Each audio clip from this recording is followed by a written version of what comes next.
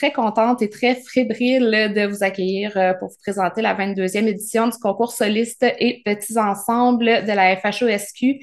C'est la première fois, c'est ma troisième conférence de presse, c'est la première fois que j'annonce enfin un concours en présentiel. C'est du gros bonheur ce matin. On plonge tout de suite dans la programmation du concours soliste. Donc, on fait un petit tour des inscriptions, des compétitions.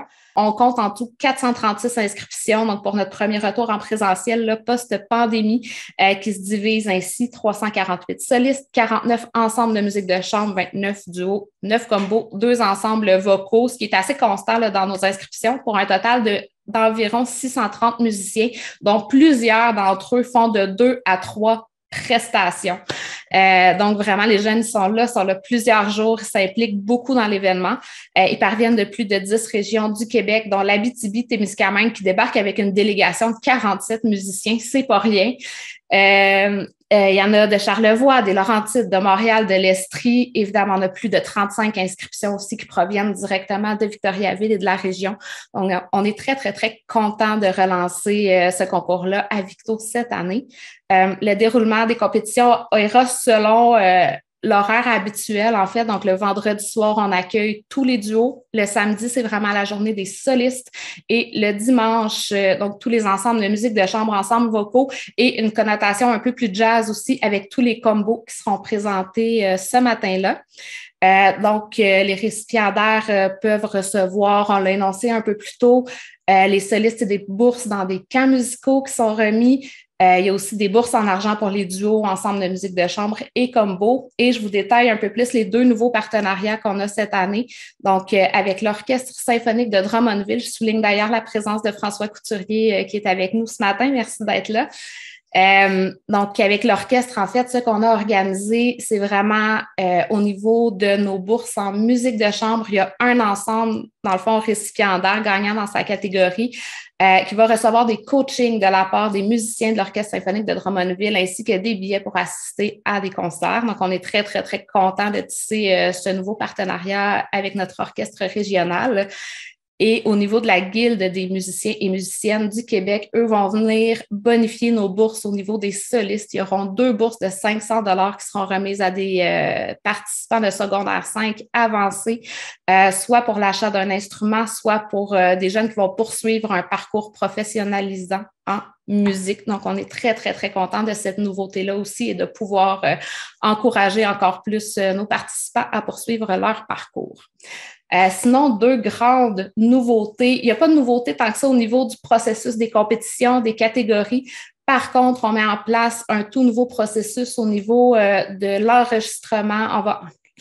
En fait, on va procéder à l'enregistrement audio des commentaires des juges au lieu de remettre seulement des commentaires écrits cette année.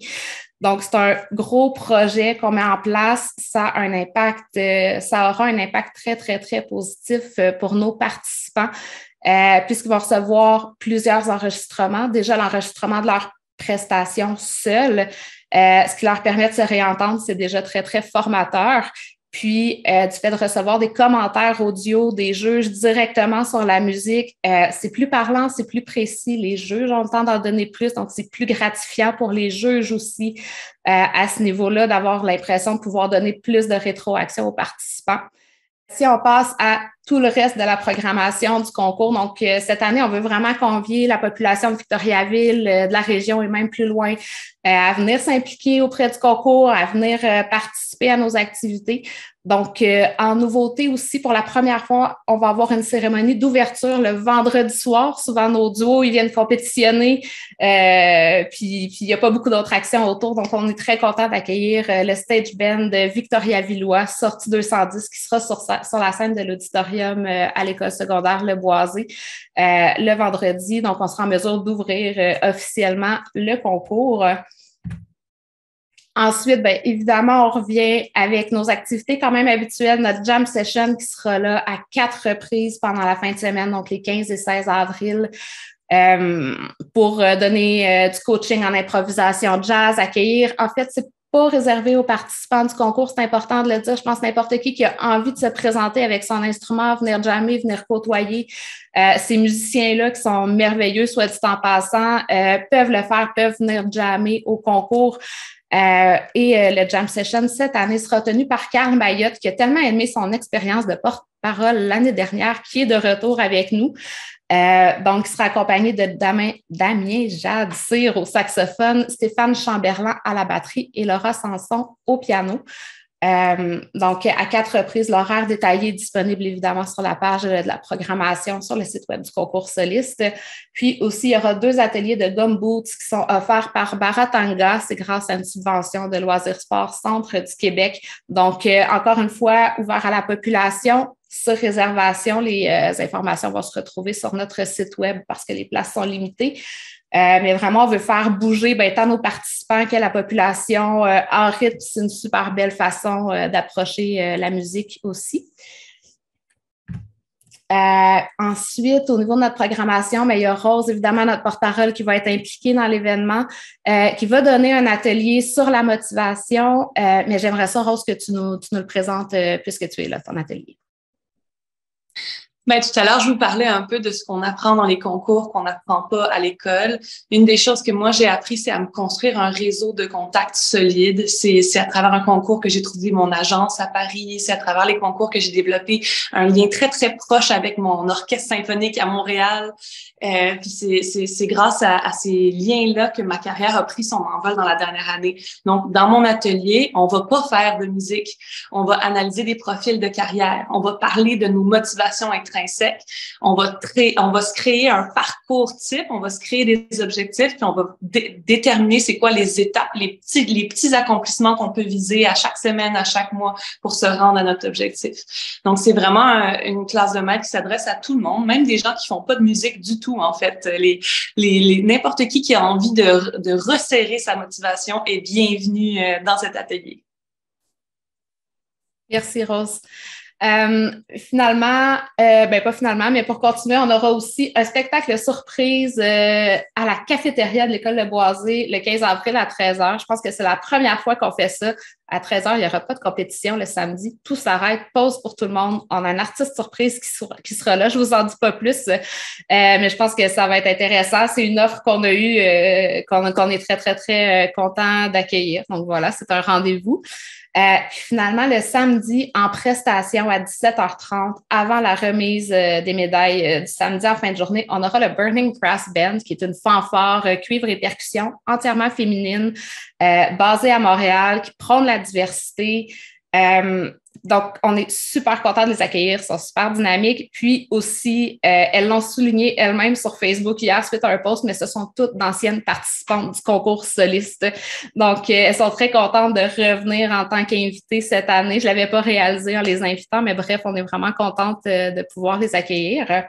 En cérémonie de clôture le dimanche autour de 13h30, c'est Rose, en fait, qui sera en prestation avec des extraits de son spectacle « Je me souviens à toi », donc pour la cérémonie de clôture du concours le dimanche à 13h15. Avec ses chevaux d'étoiles, comme un anneau de Saturne, un ballon de carnaval, comme le chemin de ronde que font sans cesse les heures, le voyage autour du monde, d'un tournesol dans sa fleur, tu fais tourner de ton nom tous les moulins de mon cœur. Allez venir Milan, vous asseoir à ma table, il fait si froid dehors, ici c'est confortable, laissez-vous faire Milan, et prenez bien vos aises pour peine sur mon cœur, et vos pieds sur une chaise, je vous connais.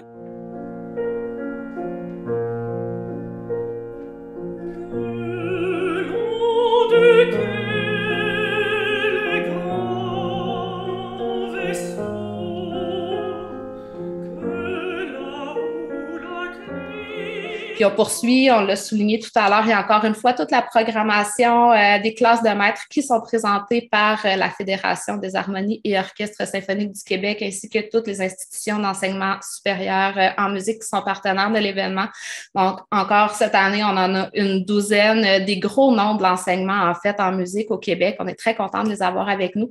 Donc, je souligne déjà la présence de Geneviève Desraspes, donc professeure de flûte à l'École de musique Vincent Dindy, qui sera là pour donner une classe classe de maître, mais aussi Gilles Plante à la clarinette, Mary Chalk au basson qui provient des conservatoires, Thierry Champ qui est un habitué du concours soliste aussi, qui est avec nous depuis plusieurs années, Jean-François Desrosby à la guitare qui va donner aussi une partie d'atelier sur l'anxiété de performance. Donc vraiment, on va toucher à une foule de sujets avec ces classes de maîtres-là.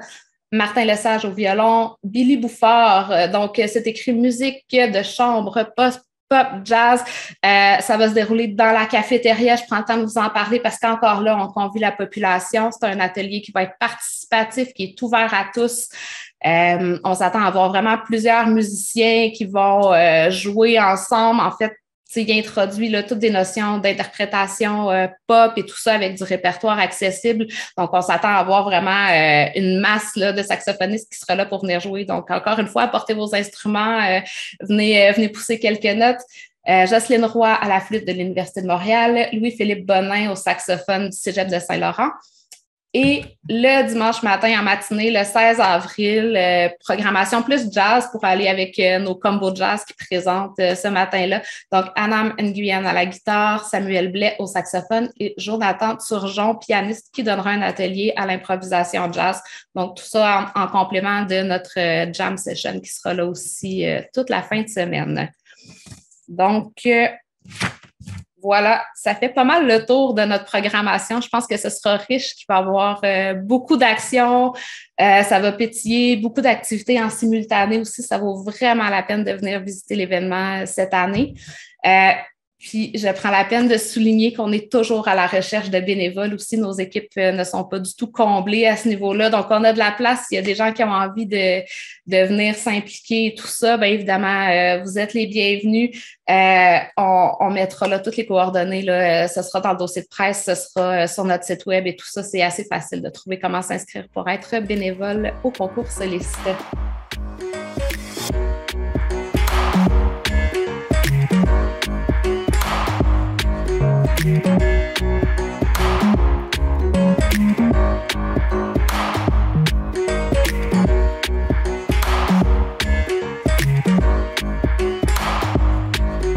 Thank you.